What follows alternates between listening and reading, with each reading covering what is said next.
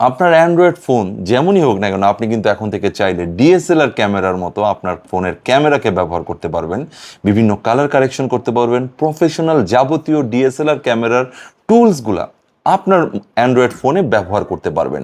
আমি সেই অ্যাপটার সাথে আজকে পরিচয় করিয়ে দিচ্ছি, যে অ্যাপ দিয়ে আপনারা ডিটেলস, কালার কারেকশন এবং আপনার ছবিকে ব্লার করতে পারবেন, এবং আপনার ছবি কিন্তু আগের থেকে অনেক বেশি সুন্দর এবং ফুটে উঠবে। কোথা থেকে করতে হবে আমি সেটা দেখেছি। আমার আইডিকে ফলো দিয়ে রাখুন, এরকম অনেক ইম্পর্টেন্ট ভিডিও আসবে যা আপনার অনেক কাজে দিবে। So let's check it out. প্রথমে প্লে স্টোরে চলে যাবেন, গিয়ে লিখবেন ফোকাস অ্যান্ড ডিএসএলআর। এই অ্যাপটাকে ইনস্টল করবেন, ওপেন করবেন। ওপেন করার পরে দেখুন ডিএসএলআর ব্লার আছে, এখানে ক্লিক করবেন। ক্লিক করার পরে একটা পারমিশন চেয়ে পারমিশন দিয়ে দিবেন। তারপরে আপনার গ্যালারি থেকে যে কোনো ছবি আপনি চুজ করতে পারবেন, যে চুজ করে আপনি ছবির ব্লার করতে পারবেন ডিএসএলআর ক্যামেরার মতো, এবং অনেক টাইপের অপশন পাবেন।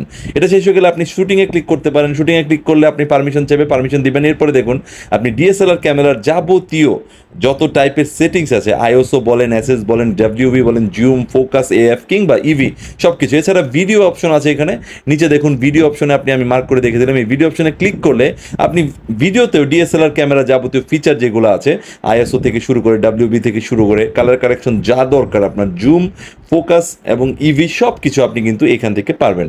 সো এই অ্যাপটা ইনস্টল করতে পারেন। আপনার আশা করি ভালো সুন্দর ছবি উঠবে এবং ভিডিও হবে প্রফেশনাল লেভেলের। Thank you everyone.